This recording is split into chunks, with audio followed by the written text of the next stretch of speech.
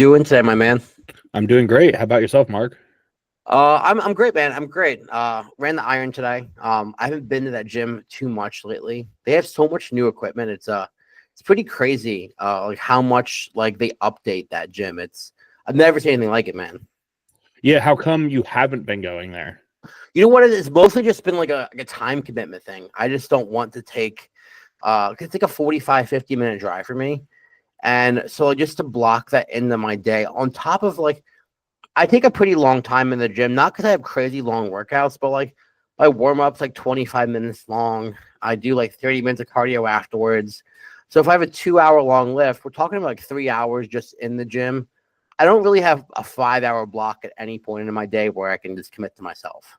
Yeah, no, that makes sense. And plus the food as well, like that goes Yeah. into that, planning around eating with that entire gym experience. Like honestly, that makes the difference when you're having to go and travel a gym an hour away versus 15 minutes away. Your Yeah. entire meal schedule can end up changing, or you're like, I don't want to really eat that cold versus a nice fresh plate of food when you're off season. It gets a little Yeah. bit more particular. So no, Absolutely. I completely get it. But like you During said, prep though, during prep I liked it because like you're eating less time that you have to focus on eating. yeah, that was like the one thing I was like, okay.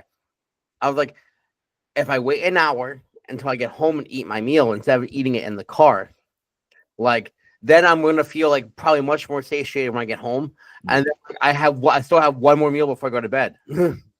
It was no, honestly, I liked that because it would expand the time. Like I would just like have a longer break where I didn't feel the temptation of eating, versus like when you're back home, when you're just home all day, you're going to be tempted by the food in your house. Same reason why we don't keep tempting foods in our houses for that reason. But Yeah, no, that's hard. And Iron's a great gym, so I'm sure you'll be back for these reasons. You'll be back in Iron more frequently. So. no, absolutely, absolutely. Again, like it's crazy how much new stuff they brought in. Like they brought in something more of the prime rows, especially like even like the vertical pull down version of that one, which is so much different.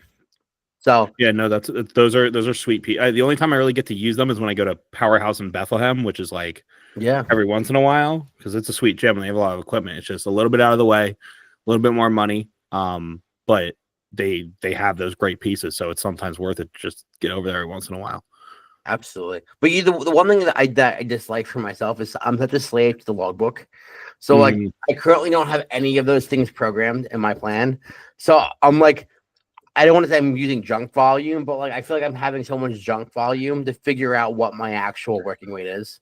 Oh yeah, yeah. It's as much as weight is consistent from like labeled in terms of plates, in terms of cable stacks. Like we all know one cable stack at 100 pounds is not the same as another cable stack at 100 pounds. So no, when we are very obsessed with the logbook, it makes that extremely difficult to keep doing. So No, it almost makes it. I'm like, did I actually have a good workout today? I don't. you start second guessing. Yeah, because it was just funny because like someone was telling me the other day, like they're so happy I made them logbook because they now can force a good workout, right? Yeah. Like no matter how they actually feel, like the book holds you accountable, and now it's not an emotional based thing. Now it's a 100% data driven. It's like, did you have a good workout? Well, what does the book say, right? It's not like they just feel good. Like, did I actually do work? And there's like even days in the gym where like you feel like you might have not had a good pump, or like you didn't feel like you had a great workout, or even you felt like you had an amazing workout. But all that really matters at the end of the day is, were you able to beat what you did the previous week? And you don't know that unless you're logging it on a week-to-week basis, which makes a logbook such an important tool that I think a lot of newcomers, even 1, 2, 3, 4 year lifters, kind of their ego is like, no, I can remember it in my head, but I could not remember the exact. Did I do like 12 sets, 2 weeks, 3 weeks, 4? I can hardly remember if I didn't have a structured meal plan, I would hardly remember what I ate 3 days ago. So it's the same thing. Like you get what you possibly did, and if you're the PR, you possibly remember that. But like you can't tell me if you got 11 or 12 reps, right? Like none of us are remembering that, especially over the list of all the movements you do throughout the week. I almost feel like the older people almost worse with logbooking. I feel like the newer kids, since like it's almost like they're obviously hyper fixated on progressive overload, which I rather than be more obsessed with that than almost anything else. But it seems like they're more prone to logbooking. Again, it's people's ego, especially been in the game for a little bit. Like, oh, I can remember that. No, you can't, dude. You absolutely can't. Yeah, it's your I used to bench 315 back in the day type of guy. Yeah, and the thing about like everything else in life you care about, you monitor. Like if you like you look at your bank account, you manage your finances. Like it's pretty much the same exact thing. And with all the time and money you're dumping in the bodybuilding, are you really not going to quantify success here? No, I know. It's like anything that comes to efficiency when it comes to work, like you're measuring metrics for success. Why wouldn't we do the same thing in the gym? It's something where I think separates people who are taking it seriously versus people who are just doing it for fun. Because if I was doing it for fun, maybe I wouldn't track it as much. But if you want all out of it, like it's your business, like it's your job, you're gonna take it. You're gonna use those metrics to measure how well of a job you're doing. So. Absolutely. And I think that's a beautiful segue into our topic today, which is, are you ready to do a bodybuilding show? And especially with obviously bodybuilding being much more popular than it ever has been, which is beautiful for the actual sport. We have all these newcomers coming in who probably would have never been exposed to the sport till much older, being exposed to it at a much younger age, which is, again, bringing a bunch new, like fresh new talent into the sport, which I think is be really cool, man. So many kids exposed to bodybuilding at the age of like 15 and 16 now. Like, I can only imagine the physiques we're going to have in the next couple of years. Yep. Yeah, it allows the people who maybe would have never thought about picking up the sport because of social media, because of just how big it's gotten. People who would never even thought about competing now have the accessibility to it. And just like that, the physiques improve, competition gets better. And you see that at every single regional show, man. It's like every year there's more and more competitors, and they're trying to make it more appealing as well. So now with that, what does it take? You know, who is ready to do a contest prep? There's a lot of factors that go into that we will talk about. So yeah. And the first thing we'll go into is just the mental commitment, right? Because like it's one of those things that's honestly the hardest part of the whole entire process is the mental mindset of it. All this is a game, right? The mind leads and the body just follows everything. And that's where people break. They break mentally, and it makes them cheat on the diet. It makes them not show up in other avenues in their life. They blame the bodybuilding prep. It makes them not show up and train as hard as they should. All these things from that perspective, again, just not showing up to yourself or showing up as the best version of yourself on a consistent basis is going to lead to you not doing as well as you hope for. Yeah. I think it's a lot of that's the one aspect is the mental that a lot of people don't realize until they first start doing an actual contest prep diet. Like you could have done like small cuts before, you could have done a little bit of off season. Like you haven't that full commitment to a contest prep diet, cardio, where you're having to do everything on time, on point. That's really where it separates who actually has discipline to do the sport and who is just kind of doing it for fun. And when you get to show day, that kind of mental discipline is what shows between who's getting first, second, third versus who's sitting at the bottom of a call out, you know? So no, absolutely right. Absolutely right. And it's funny that we're talking about this because, like, again, like you said, people have done mini preps, like mini cuts, like they've gotten pretty lean, but like being truly show lean, especially in some of these categories like bodybuilding, classic, women's physique, like as lean as you're getting, it hurts. It actually hurts to get there. And there's obviously like no one size fits all approach. So some people really have to to bust the balls. They do. They have to grind. They have to what's that? I was watched that video from what's his name? Luke Miller yesterday.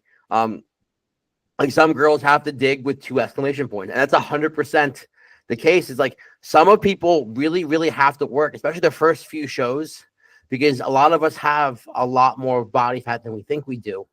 And we have to drop a lot more weight than we normally think we do for our very first show. So you have to be mentally prepared for the suck. And again, it will teach you a lot about yourself. And if you don't enjoy that part of bodybuilding, that's the one thing that you kind of will keep you in the sport or keep you out of the sport is that. Because like the people who fall in love with that process, like that's what people are talking about, falling in love with the process, will be in the sport a much longer time because they enjoy what they get out of it mentally. Like, because for me, like prep is like a spiritual journey almost. It teaches you so much about yourself.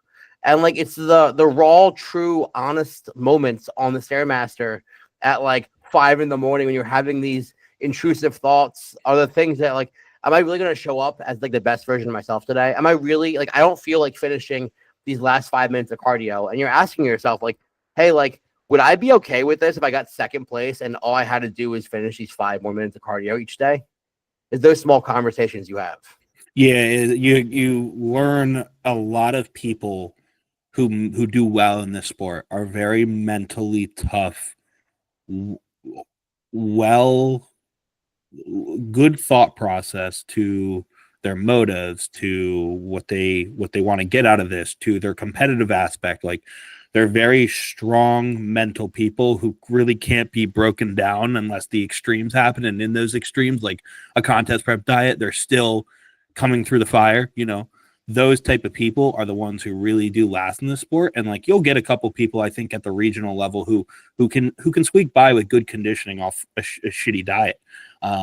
But typically the majority of people, besides those small level of outliers, are going to be the ones who are the mentally strongest. Obviously there's your physical component to it as well, which is exactly what's being judged, but you can't have that physical stature that in bodybuilding without having a strong mental. And it kind of filters those people out through the process from, say, regionals to nationals. Is you may get a couple guys who squeak by, but when you got to show up on that level of conditioning, push your ass that fucking hard, you're going to look, those things are going to show when you step on the stage with everybody who's doing the same thing.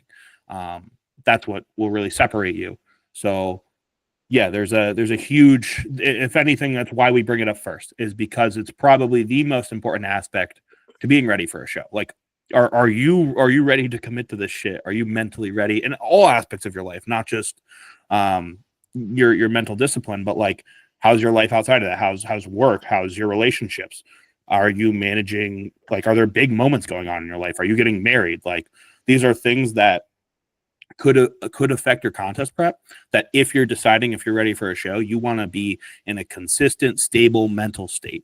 You don't need to be. I think there's some people who can get away with it, but to have the best prep possible, a consistent environment that isn't being altered much around you, that is going to lead to the most success. Well, yeah, because you can absolutely go in monk mode, right? Yeah. Just show up and get your work done. And one more thing to touch on before the mental commitment, I mean, before we move from the mental commitment to the physical readiness part of this, is it's one thing you notice with people who can sometimes do really well at regional shows but can't kind of get much farther than that, is some people squeak by with good genetics, right? But the one thing that always kind of shows through is conditioning at the end of the day. And are those people getting truly, truly stage lean? And I've actually had people who I've had to fire as clients because they didn't have the ability to follow a meal plan when it came down to getting absolutely peeled. And not everyone has that. And just some people, unfortunately, are not cut out for that part of the sport mentally, because it takes a lot. Like going to bed hungry every night and hearing your stomach growl is kind of like a really weird feeling to get used to as a norm. Especially like living where we live in the world. Like we've always had the ability, for most of us, we've had the privilege of having enough food in the house that anytime we were hungry, we were able to eat something. You're fighting a basic evolutionary need. Like all of our human life, we have been constantly looking for food. Like that is literally our job, is survival. And what does survival take? It takes not getting hungry and drinking water.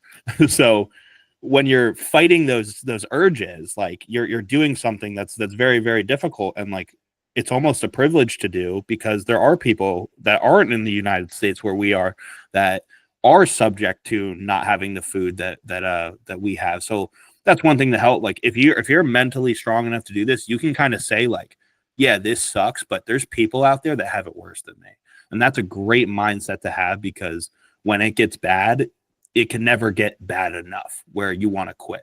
If you know there's someone out there suffering worse than you, you can then drive that mindset and be like, oh, my competitor is suffering. There's other people suffering out there in the world.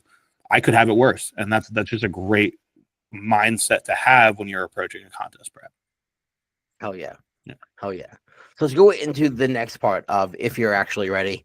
Are you physically ready? And by this, we mean, do we have enough tissue, enough size to possibly step on stage in any class that we kind of want to? Now, this is something me and Jack actually talked about on one of our lives the other day, is should you possibly do a different class if you don't line up with the criteria of it yet?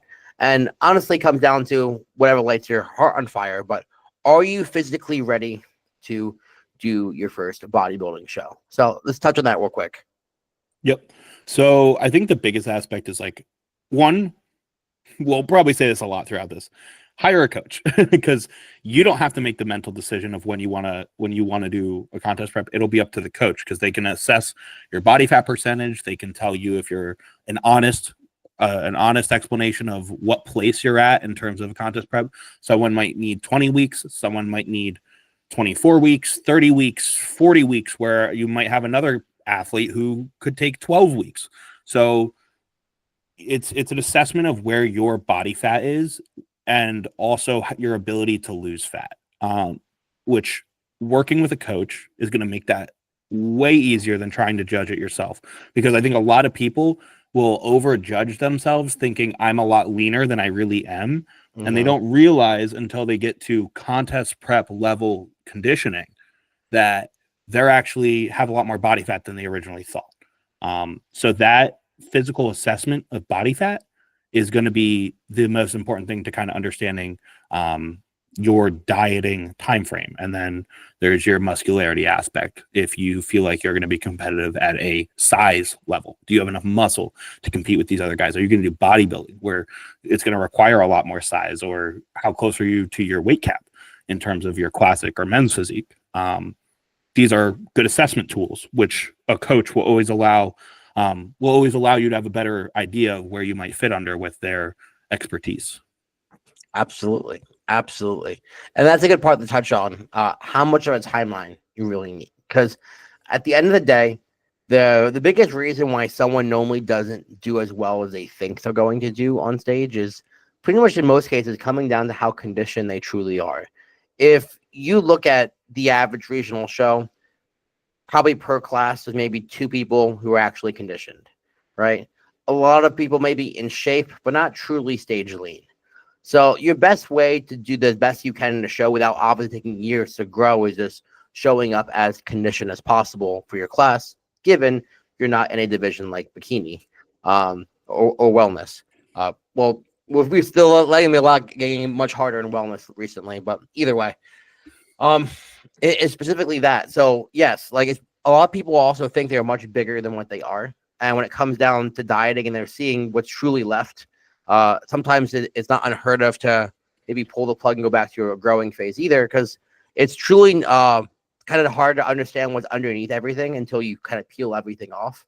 And in some cases, there isn't enough muscle maturity to look extremely presentable on stage if we're being fully transparent.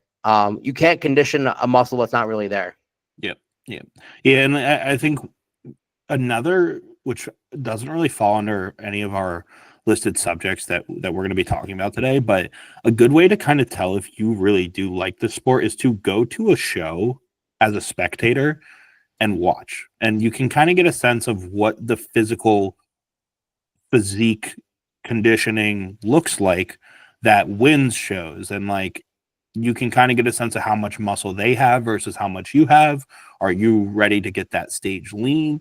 That's like a really good way to kind of mentally assess, am I ready for this? While also seeing what is the physical requirements to winning in this sport. You can also get a sense of the kind of differences between the different divisions. Am I kind of seeing myself more in this one versus that one? I think that's a really good tool to use that kind of goes into that question, am I ready? No, absolutely. Well, I feel like we can talk about this specific subject for forever. But let's go into the next part of this, which is nutrition and diet prep. And On this, we'll talk about where is your food at the moment, right? Where your food is before you go into contest prep is very important, because at the end of the day, you can only pull so much food away.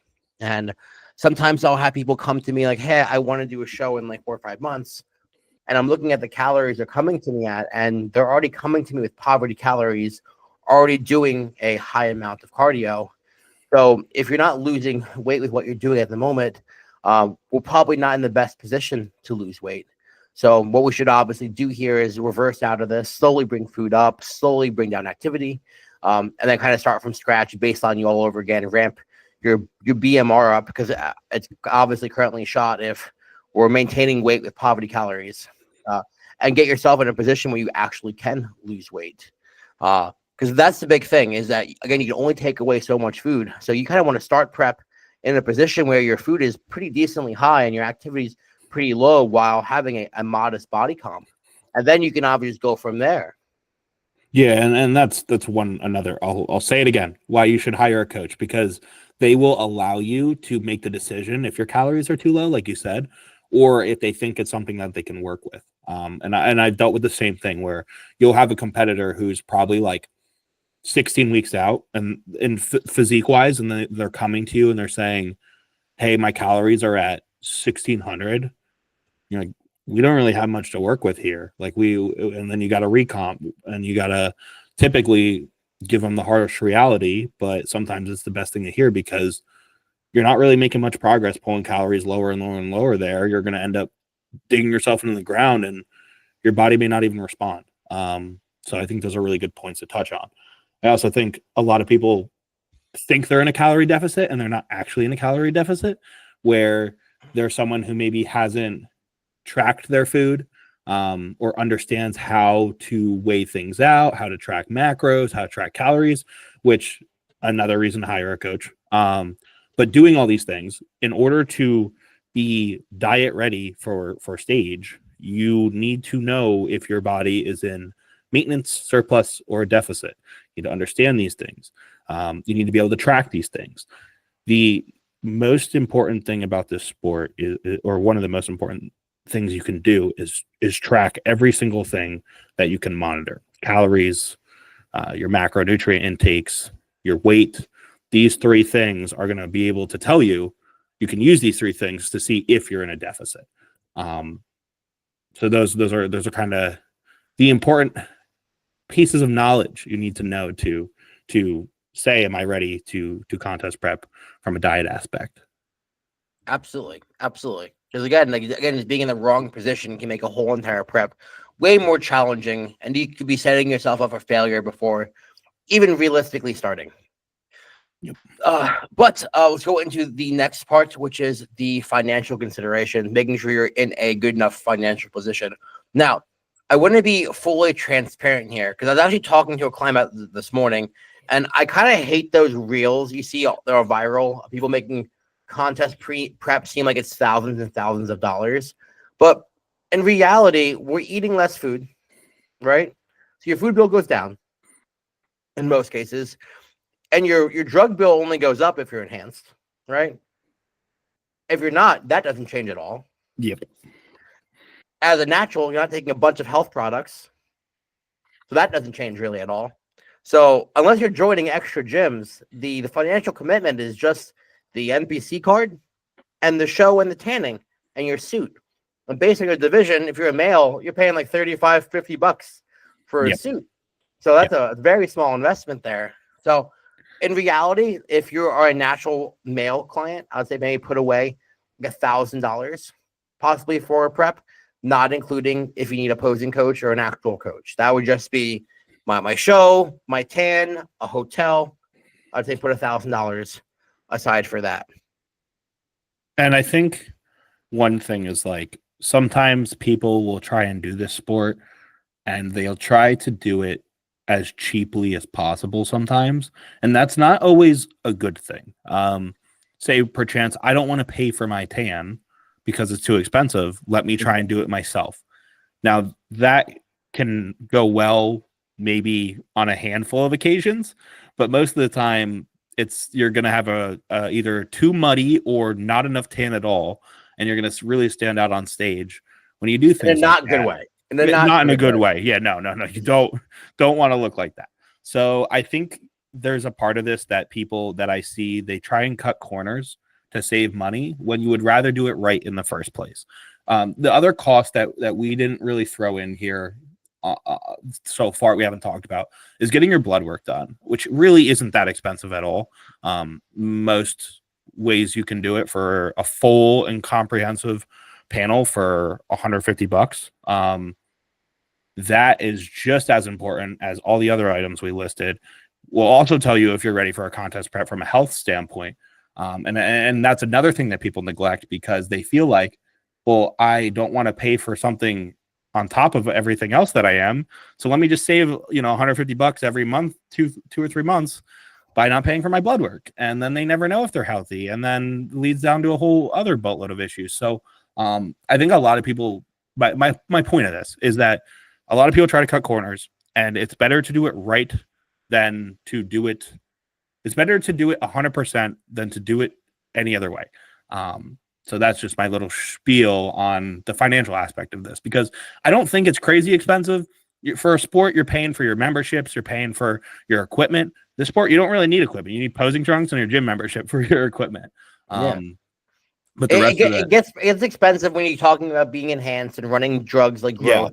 Like that's when the sport really gets expensive. But at the miniature, at the amateur level, for a natural, it's not that expensive. Especially even the amateur level as a female, the most expensive stuff is the show day stuff, which is like getting your hair and makeup done. And if you buy a suit compared to renting a suit, that's when the things really get expensive. But when it comes to the actual day to day, the food shopping and supplements and everything else, it's not crazy expensive until you become hey, I'm gonna be an open bodybuilder pushing PEDs to get as big as I can. Then it starts to add up and can be as expensive as you kind of want it to be or as you can afford. Yeah, and when I say there's certain corners, and I wouldn't say call this cutting corners, but there's ways to save money while also on a contest prep, like you were kind of touching on it, and it's like maybe I'll go with the cheaper, I'll go with chicken instead of fish, I'll go with beef instead of salmon. Like there's ways in a diet to save money, maybe getting a rice cooker instead of buying bags of rice, and there's ways to save money though that I would call that aren't cutting corners, that'll allow you to be a better bodybuilder and a better have a better contest prep. Do I need one kid's contest prep with nothing but rice, oats, and chicken and egg whites? And like that's all he could really afford. So I was like, all right, man, like that wasn't to keep it super fucking basic. And it's you know what, like for rice, he blended up regular rice to make cream of rice. So he'd even buy a separate thing for that. Like we know it's not like the most optimal way, but like that's what he could afford. And you know what, it still ended up being a good prep for him. Yep. Yeah, exactly. Like there's ways to save money without cutting corners per se. That would be what, like, there's a difference between those things. The other aspect we'll get into now is picking out the show. So you have evaluated your physical conditioning, you have evaluated your diet, and you now feel like you're ready, or you have a good sense that you're ready to go on a contest prep. What show do you want to do? And a big thing of this is, are you natural or are you enhanced? The NPC is the largest federation in the United States. They're going to do, there's now more natural shows than there have been in the past. Most of their competitors are probably enhanced because it's the only non-drug tested federation in the US, I believe. Whereas if you're natural, you could pick things like OCB, WMBF. There's a couple others, but you're less restricted as a natural because you have more federations to choose from. However, NPC, IFBB is the biggest federation, so that's going to be part of your decision. Absolutely. And it's funny that we're talking about this because I actually plotted out a timeline. I've had nice little surge people from Texas. Like Trey had like 4 kids from his campus sign up, so we're all doing the there is a natural show September 23rd, and I have 4 people doing that show. So it's the only NPC natural show in all of Texas, the only one they got. So it's probably going to be a mob scene there. But that being said, I was in essence talking to him about between that and doing an OCB show. And he was like, well, they have to pose on both sides. And I was like, yeah, they make you pose on both sides. And he was like, which one is closer to like an authentic bodybuilding experience? And I was like, an NPC show. It really is. Even just how the stages are set up, like much better presentation. They seem to invest way more in lighting and everything else. But it's also, you only have way more competitors, right? Mm-hmm. Like they're making way more money, so they can invest more into the actual sport. And again, it comes out being a better experience for everyone. But I do like how some of these natural NPC shows have been going. I would like to see more of them because I personally don't like how OCB judging works sometimes. I don't always agree with it. Where I feel like I align more so with how the NPC shows are judged. I think that's the reason why I've been moving a lot more people to the NPC Natural League who've done OCB shows in the past. So I normally would have put in OCB shows. And like that's the right way to take competitors from one federation to the other, is like have a good experience, have a better experience for those athletes in one federation versus the other, make the judging more fair. I think that's a great way that the NPC can really focus on the like things they can't exactly do with money, is just have a better judging experience, and more athletes will follow. And you touched on a point about, well, you mentioned how you had these four guys at another age from Texas that are doing a Texas Natural show. And I think that's one thing that makes me think of is when you are choosing a show, it's a lot easier to do one that's local, something that's within an hour per se, just because of the comfortability. It's your first time doing a show. It can be a very stressful experience. You're not sure how it works. You have to check in either the day before or the day of. You're not sure about travel. Like there's a lot of aspects that can create stress. So if you can find a show that's a lot closer to you, it reduces the stress from travel, the potential traffic that could come of missing deadlines of time for tanning and check-ins. So I think that's something that I think a lot of people do without even realizing, but it is much easier to do a show that is, say, an hour away versus a show that's 3, 4, 5 hours away, even a flight away, which goes into regional versus national shows, where most regional shows are going to be local. They're going to be an hour away, maybe even less. And then national shows are usually going to be a flight away from, which is a whole nother prepping experience in of itself. So the one thing I will say is we are highly spoiled in the Northeast. Yeah. With shows being close though, because bro, when I'm looking at the Texas schedule, and Texas is a big state. Like Jersey is a smaller state. Yeah, but in terms dude, of going north to south. Bodybuilding is so popular here though in comparison. Yeah, it's so popular. Yeah. That's the big thing is like we have like when I look at almost any other state, the Northeast calendar has almost more shows than any other region. Interesting. And it's crazy how much more. Because I look at the other place, I'm like, oh, you have 10 shows over the course of 3 states all year. That blows my mind. But all those shows you're having, probably a lot more people show up. Everyone has to drive probably several hours to get there. So if you're in the Northeast, you're extremely blessed. Extremely There's no excuse. Yeah. Well, and again, like you don't want that crazy first show experience of having the traveling really far. Like I get people fly out to do Summer Shred. If I didn't live there, or if people like my clients who done that show didn't live there, I really wouldn't recommend it to people for their very first show, having to fly in and worry about, oh, did I hold any water from a flight? I wouldn't do that for my very first show. I wouldn't do all that traveling. I would get an Airbnb or get something close enough to my house, and I would just stay there for those 2 days leading up to the show with my feet up and just wait for my coach to tell me whatever I have to eat. And that's it. And just take photos whenever they send them or tell me to send them. And we're good. And just kill time being a potato until it's time for my next meal. I don't want to be moving anywhere. I want my feet up. I want to be relaxed. Again, like at that point in prep, you're just trying to get your body to drop any remaining amount of water, get your body to, in essence, start to fill back out from being flat for so long, have fatigue lift. Like those are the things you're trying to do. So you don't want to be sitting in traffic upright, sitting in a chair for like 5 hours driving. You don't want to do that.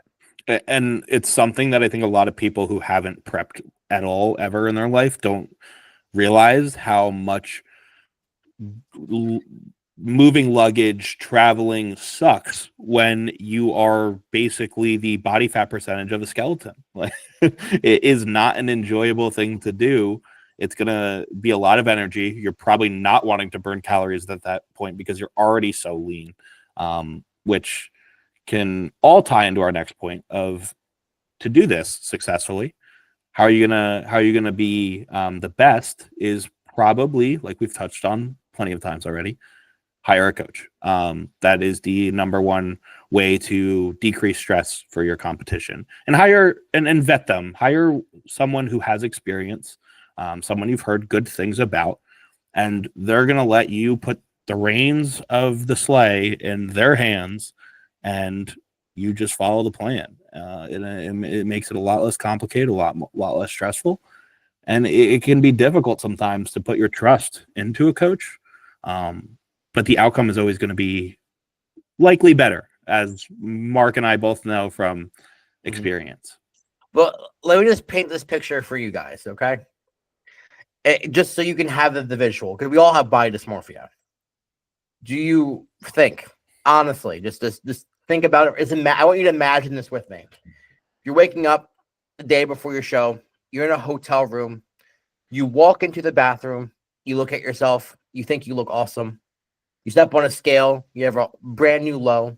And then you go to take a video or photos of yourself. And you don't know what the fuck to do because you think you look good and you don't want to do anything to change it, but you know you don't look good enough to actually step on stage. The amount of stress you're going to be under probably for those 20, 30 minutes, or maybe even an hour if you're a psychopath like me, trying to think of how you should kind of disperse food throughout the day. What should that first meal? How much water should I possibly have? Because you are so emotionally invested in that moment, while your coach is emotionally invested in you, but not that very specific moment. So they can be fully objective right now and be like, okay, we should do this, this, and this. And you're going to get that response in like 10 to 15 minutes. And you're going to get that down when you should, compared to waiting around, playing your notebook or your laptop for a half hour, stressing out, what should I do next? Now, imagine that and ask yourself, could you really do that for every single meal throughout the day before your show, and not make an emotional decision? It's crazy looking back on it and like being like, how did I do that for 3-4 shows? Like it's great, and a national level show too. Like, yeah, like I wish I had hired a coach so much sooner. And I think the majority of people who have competed without a coach and then went and got a coach will say the same exact thing. They'll be like, I wish I got one sooner, because it just takes every bit of stress out of your pocket, especially when you can fully put your trust into them. That's the most important thing. Like you have to really put your entire trust into that coach and believe in everything they're saying, because they're going to want the best for you just as much as you want it for yourself. And if you don't have that, don't settle. Like, just find someone who you have that with at the end of the day, because that will make the whole process so much more simplistic. Because like, then you don't have to, like, again, it's all about trusting the whole entire process. Now, I'm not saying be ignorant, but if you can fully believe that whatever your coach wrote down is the best path for you to follow, then you're never second guessing. Anytime you remotely second guess, you're like, they would never do that. Like, the goal is for me to win, right? Compared to, like, if you don't really believe in it, you're going to start showing it to your friends. You're going to ask them, what do they feel about it? Do you feel like my cardio is too high? Do you think I'm eating too much? Like, then you start no longer trusting the plan, and you have too many chefs in the fucking kitchen, almost distorting what your reality is. While your reality is that you're just probably mentally fried right now from prep, and you don't really believe the process for some reason right now. While if you just had a good conversation with your coach, you'd probably be on the same page all over again. Yeah, take the time to do this. It's going to be the most important decision you make in a prep if you're going to hire a coach, which you should. It really is something that you should put a lot of energy into, to making sure you find someone you believe in, someone you have a good relationship with. You're easy to talk to. You can be open and honest. Those are all very important things when it comes to a coach. The other coach that should be important, especially for a first-time competitor, is your posing coach, who it's a little bit less detailed than a prep coach, but posing is just as important of an aspect to showing your physique to the judges as your diet, conditioning, muscularity, because that's going to show off every bit of hard work that you've put into. And you want to make sure that you aren't wasting your time going through this entire process just to walk on stage and not know how to do the poses correctly. Absolutely. At the end of the day, like, that's how we, in essence, show what you've been doing for all these months is by posing, right? Yeah. We don't go on stage and lift weights. We go on stage and we pose. That's what we do. And it'd be kind of comical that you spent 6 months getting ready for a show and you don't know how to do the only thing you're judged on. That's the only thing we're judged on at the end of the day. The only thing. And it will make or break you. You could have the best physique on stage, but have zero idea how to actually display it, and lose to someone else who had KFC the week before the show just because you didn't know how to open your lats up, or because you don't know how to do a quarter turn.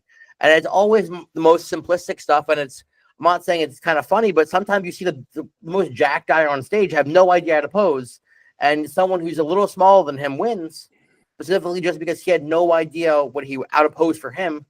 And not, like, again, like, nailing the pose is different than nailing the pose for you too. And I also want to be that very clear, is the standard way how to hit a pose not always the best way for a select person to hit that pose. Yeah. I think a lot of people cut corners on this as well. Is something they don't add to their financial list of priorities, where they'll cut the cost on the posing coach to not do a show, like to save money to do a show. And it's one of those things that you shouldn't be cutting costs on, because posing is such an important aspect. So really, if you're going to do this, do it 100%. Take the time and money to go out, practice your posing, work with a posing coach, because it will pay off. You don't really understand the differences that you see in your physique posing wise until you've actually done it and see before and afters, because it can literally make your physique look night and day difference. Even for experienced lifters as well, just little changes can really make a world of difference on stage. So definitely don't neglect it. Absolutely. And let's go into the next part of this, total impact on your daily life. How, like Jack mentioned at the beginning, prep impacts everything. It impacts your relationships with your loved ones, family members, friends, and it impacts your performance at work and pretty much every other aspect of your life. So making sure you have all these things in a good place is extremely important, because those things will kind of sometimes fall apart if you don't have them in a good place prior, because you're not going to always be able to show up as the best version of yourself in all those places during contest prep, because you're going to be too mentally and physically exhausted too. So sometimes you're honestly to show up like a shell. And unfortunately, that's just the case. Yeah. It's a big reason why it's usually recommended to take the last couple of days before your show off of work if possible, or at least be able to find a way to lighten the load, because those last couple of days are going to be some of the hardest. For some people, sometimes the easiest. Depends on who you are, but you would want to be prepared to reduce the most stress, which at our jobs, we're typically the most stressed, I would say.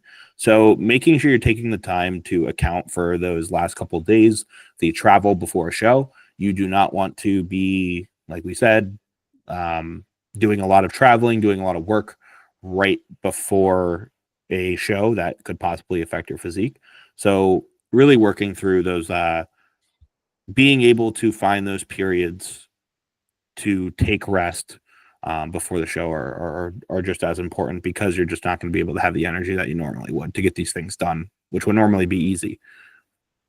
Yeah, absolutely. Even just responding back to emails, like more of the social things was always challenges for me. Like, I worked in software sales, and so showing up and being like, "Hey man, how you doing today? I'm pumped to actually meet you. My name is Mark. I know we talked on LinkedIn for a little bit." Like, showing up as that guy when I was like on poverty calories was the hardest thing in the fucking world. Because at the end of the day, like sales is a exchangement of emotion, right? That's really what it is. Yep. You buy from people you like. So if you're super tired and run down, like, sales, you're not closing shit. Um, so yeah, no, you have to be able to show up in some capacity at your job so you don't get fired either during this process, because you need the paycheck. Again, the sport's not exactly cheap. But yeah, no, great point touching on reducing the load at the end, because those last few weeks are miserable for some people. Some people, like you said, I won't get it or Energizer Bunny, while I've always been the guy that's nodding off, eating his meals. I would say the majority of us are pretty exhausted, but you'll get like, and I've had it, you'll get the occasional period of like energy burst where you're like, oh, I want to go for a walk or I want to do something. But like the majority, they're so unpredictable. And most of the time you're pretty dead. So don't schedule your, 2-hour presentation for your boss on peak week. Yeah, don't do that. And also, if you have if you're like in a good relationship with a partner and you have some like big things coming up during prep, maybe you want to celebrate those things before or after prep as well. So you can still feel like you're doing those things, like, or maybe adjust your prep timeline accordingly and start prep after those days. I know for Scotty, we did that for his wife's birthday or some shit like that. I was like, can we start prep at a different time? Or like, absolutely, that's fine. I think a big thing is just letting people around you that you interact with regularly know a little bit of, they're not going to understand. Don't expect them to, but at least kind of give them a warning of what's about to happen. And so you can kind of work around these life events that are going to happen. Life still goes on when you're on prep. People shit is still going to happen. But if you can kind of work with these people, mentally prepare them, give them the warning, good people will appreciate that. And it'll be something that will create less stress in your life if these people are more likely to work with you and more understanding of the exhaustion that you're currently going through. They won't all understand, because no one, honestly, until you do it, you can explain to anyone how hungry you are. No one understands how hungry you are until you do this. You just don't. Nope. I will never say I'm really hungry, because I understand what being hungry is. Because it's a different feeling. When you ache, when you hurt from being hungry, it's different than, oh, my tummy's loud. No, it hurts. And dehydrated too. Like I'm never like, even if my piss is slightly yellow, I'm not like, I'm dehydrated. Like I'm not, on show day, like that is when you are literally staring at water, like mentally saying to yourself, you can't drink it. You can't drink it. Like that is dehydration. That is dehydration. Let's go into the next one, which is understanding the judging criteria. And this goes down to also picking the appropriate class for your physique. Based on obviously what your physique looks like, kind of determines what class you should possibly compete in. Or again, like how we mentioned, if the certain class sets your soul on fire and you don't exactly have the look for that class yet, feel free to obviously still compete in it just to get your feet wet and enjoy the experience on stage. Obviously understand, though, by doing that, you may not place the absolute best. But again, as long as you're competing in the class that you truly enjoy, that's truly all that matters at the end of the day. I think a big thing that people ignore their first time competing when they go on stage and they're thinking about the judging criteria, like they're thinking of the conditioning, they're thinking of the posing, they're thinking of how big I am. But a lot of one aspect that gets looked at that a lot of people don't really think about is the stage presence. Like, how do you handle yourself on stage? Do you look confident? And a lot of people, I think, don't, in a sport where body dysmorphia runs us all, you need to be confident on show day. I will tell every one of my athletes, and I tell myself, when you are in that lineup about to go on stage, you have to mentally tell yourself, I am the best one here. There is no one better than me. Because if you don't have that mindset, it's not going to show on stage. And someone else who does, they're going to be the ones who are getting all the attention. Judges enjoy a smile. They enjoy confidence. They enjoy standing up straight, focusing on your posing when you're relaxed, posing when you're not in a posing call out. Like those little things behind stage presence can separate a 1 from a 2. I believe that firmly, which is something that I think a lot of people who wind up doing decent in their first show, it could be the one thing that they're missing, is that they just didn't have that confidence, that stature that pops out that judges can see. It's funny that you said that, because that is the thing that Trey was most complimented on was his stage presence. And it's funny because like when I see him pose, like I like almost smile because his stage presence is so good. Like my stage presence he's light years ahead of me. Granted, some people have that charisma. And depending on the class you're competing in, like how is that portrayed, right? Like in bikini, it's like sass, right? While I don't want to say like in men's physique, it's like more of like an aura based thing, right? Well, like in bodybuilding, you want to look strong, right? Or stoic. But absolutely, yeah, definitely something that's highly looked over because at the end of the day, like where do the judges' eyes go, right? It's the best physique wins, right? But like if they look at one physique more and keep second guessing it, that might actually do a little better because it is subjective, right? Yeah, and I think it's more the people who do it well. You don't think about they don't like it's not really some. And Trey is I think when a lot of people aren't doing stage presence well, those people who do it well, who are doing well pop out. But a lot of people like it's maybe you're not hitting your pose as hard as you should be or as upright because you kind of have this energy that I'm not that confident in myself. And I think that's what stands out are the people who lack the stage presence more so than the people who have such high stage presence. But it is something that you should be thinking about when it comes to your division. What are they looking for? And yeah, it's just making sure you check all the boxes. Yeah, what are you talking about that? I'm going to share my screen real quick. And for those who have not seen Trey pose before, this is Trey. I think the video is on here of him actually hitting his poses on stage. But like again, like not everyone has great stage presence, and he just looked like super happy and like super Effortless. happy to be there. Yeah, I like that word. I would look creepy if I tried to smile like that on stage. I feel like I have a smile, but like I don't have that when I pose by any means. It's a weird thing about you have it. It's a weird thing about this sport where like it's almost like you portray the personality of your physique. Like when I did bodybuilding, I felt like my stage presence, and not just from experience of competing, but I felt more confident in like hitting poses hard, being that like just big stage presence. Like it felt more natural to me, which is in terms of what I wanted to do and what I wanted to look like, where that kind of output on stage. And like that's really where I like the word effortless. Like it should make this person looks like they're doing it without any effort at all. That's stage presence. When it's forced, it's very visibly forced. It doesn't look natural. It looks awkward. Yeah, exactly. No, that's a really good point. All right. So next thing we have here is post-show realities, man.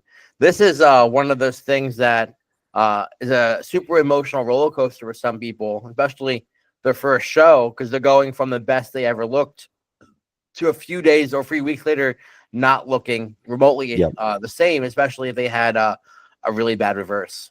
And I think this hits males too, but I think it hit females a lot harder because they're a lot more prone to eating disorders and being kind of on top of their image, where they go from a super lean physique with definition and then they start gaining body fat, which is what you're supposed to do to be healthy and to grow in this sport.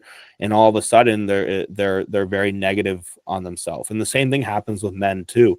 I'm not going to say it doesn't, because it absolutely does, but you tend to find that happen more often with women. The other aspect, like sometimes men are biased about the scale moving. Like, yeah, I'm getting bigger, and in reality, sometimes they're just getting fatter. Right? Yeah, exactly. It's a false perception of growth, while the woman's looking at the scale, being like, "Oh no, it's moving too quickly." So I think that's the thing. They normally all hit a wall at one point. It's maybe like the 8-week mark when they really realize, like, oh, like I'm either getting fat or I'm getting muscular. And the same thing with the girl too. It's either, oh, I'm looking better or I'm looking much worse. And the discipline in those 2 weeks after the show are just as important as you were during your diet phase, because once, at least for most people, I feel like once you get that first taste of sugar, you're like, oh my God, I want all of it. Like, I don't care how sick it's going to make me feel.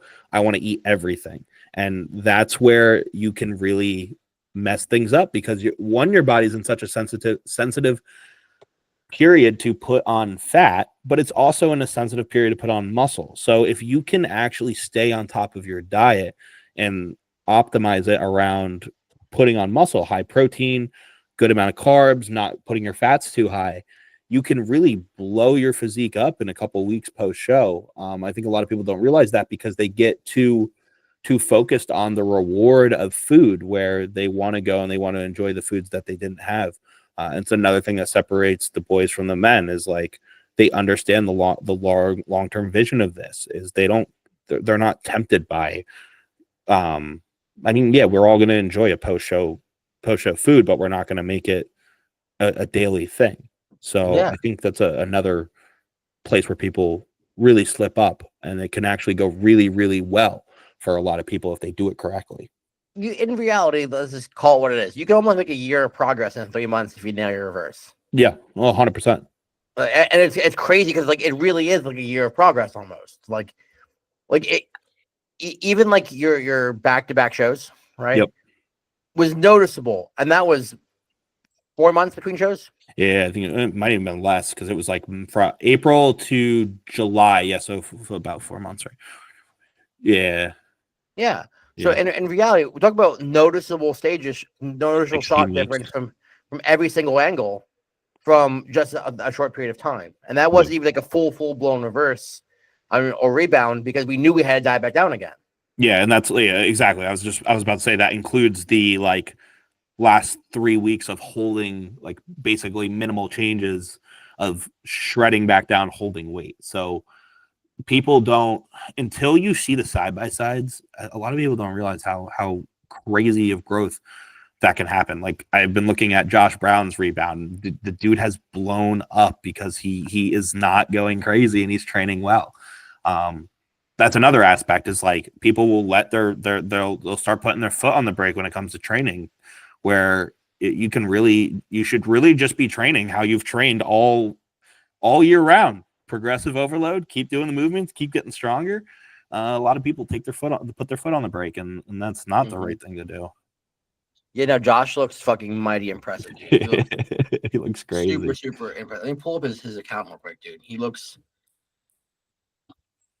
How much is he weighing now? I think he's like he's like up 24. Yeah, he's up like 20 pounds from his stage weight, but he doesn't look like fat at all. Yeah, which is like you can do these. Yeah, things. 225 to 230. He was like 191 on stage, right? Something like that. Yeah, I think so. He might have been heavier on stage. Yeah, yeah, dude, man. Like he looks fucking incredible, dude. The legs, dude, especially, and like this is just to have abs, striations, and lines at this many weeks, this close to show. Like the dude competed 2 months ago. Does he have anything from there on here? Oh, from the show? Yeah, I don't know if he actually. He posts a lot, so like might have to do some scrolling. But there we go. Boom. Yeah. Yeah. So this was nationals 6 weeks ago, right? Yep. And he was a light heavyweight here, so he had to be under 196. Yeah. Oh yeah, you're right. Actually, yep. Yeah. So like, that's a crazy amount difference in such a short period of time. But again, that can be done with a very proper rebound. Yep. So as long as you can keep your emotions out of that, you'll be really good post show. That's the hardest part. Is just keeping the motivation now that you have no target in sight. You just did a show. The chances are you're not going to do a show for at least another year. So you have to tell yourself something to keep you on track. Because again, you can make a crazy change in a short period of time by nailing it. You did it this year. Shuban did it this year. Trey did it this year. All of you ended up being 30 pounds heavier than what you were on stage. Yeah, it's such a critical period. And it's one of the most neglected of taking serious. Of people taking it serious and people having the discipline to execute that time period. Absolutely. Let's go into the next thing. Red flags that you were not ready. And dude, the one that I immediately kind of think about is if you're not nailing the plan now, starting prep isn't going to make you start nailing the plan. Yep. That's like the one I want to say immediately, because I have people all the time who do not nail their off season. They're like, yeah, or like most of the weeks are like 50%. So yeah, I want to start prep. I'm like, I need you to be 100% before we even talk about prep being an option. Because what's the chances that you're going to now magically be 100% every single week? Well, you're not. You're gonna show up, or if you aren't 100, you're probably not going to tell me now. Yep. You know, something's on the line. Yeah, it's not gonna be this magical fix, and if anything, it's just gonna continue and bleed over into your prep, making it not as great. The other thing that I see, or other aspect that I see a lot of times, is people's blood work is a red flag. If your liver markers are already so elevated, it's something we're gonna have to address before we even prep you. And this can be for natural and enhanced, but I'm going to kind of direct it more towards enhanced. Like naturals or enhanced, if your liver markers or your cholesterol values are out of range, you should absolutely get those checked, and you should absolutely get them in range before you do a prep. But say we have someone who's enhanced and their liver values are super high. We're not going to be able to deploy a lot of different drugs if we want to keep this individual healthy. And even if we want to deploy them, not even worrying about their health, once the liver goes, man, there's no more absorbing those drugs. If you have liver failure, you're not going to get the benefits of the drug because the liver is not processing the drugs into your bloodstream properly. So people will ignore that. They'll ignore their blood markers. They'll just think like, I can keep pushing the drugs and it'll be fine because I'm just hardcore, and it's just not the case. There's a lot of risks, and I think that's something that gets either overlooked, or they don't even get their blood work done, like we talked about earlier, and then you have no idea if they're even healthy enough to be running, Anavar, Proviron, Winstrol, like all these tren at the end of their prep. So that's another major red flag that often gets seen, which is why you should take your off-season supplementation seriously. No, absolutely. And like going back into that, let's just all agree a healthy body performs better than an unhealthy body. If your liver enzymes are all fucked to the wazoo, guess what? Your liver also metabolizes fat, right? So your chances of getting really stage lean or really peeled while having really fucked up liver enzymes might go down a little bit. I don't care what you're fucking running. Again, it is metabolized in the liver at the end of the day. Another red flag is, which we did talk about earlier, which can be put as a red flag, is the calories someone's starting at just being way too low. Which we said it's a very poor metabolic state to be at, where we have to pull calories even lower. It's not going to be great. It's probably going to put you in a really tough position to be successful, and that's something that we don't want. Absolutely. Trying to think if there's anything more, but we can move on to I think that's it, dude. At the end of the day, when it comes to that. So yeah, those are pretty much all the ones topics we wanted to touch on when it came to are you ready to do a bodybuilding show. So just to wrap them all up real quick, it was the mental commitment, physical readiness, where is your nutrition at, financial considerations, choosing the right show for you, the importance of hiring the right coach, the importance of posing, how this impacts your day-to-day, such as like your work and your relationships, understanding the judging criteria for the classes that you're going to compete in, what is ideally post-show and what's going to happen post-show, and red flags if you're truly not ready to compete at the moment. Awesome. I think you got every single one. Yeah, that's hell yeah. but awesome, man. Awesome. Jack, this was an absolute pleasure, my man. We're going to be hopping on each week and pumping one of these out. So feel free to like and subscribe to this video. Jack, until next time, big dog. Awesome. Till next time. I'll catch you later, Mark. All right, sweet.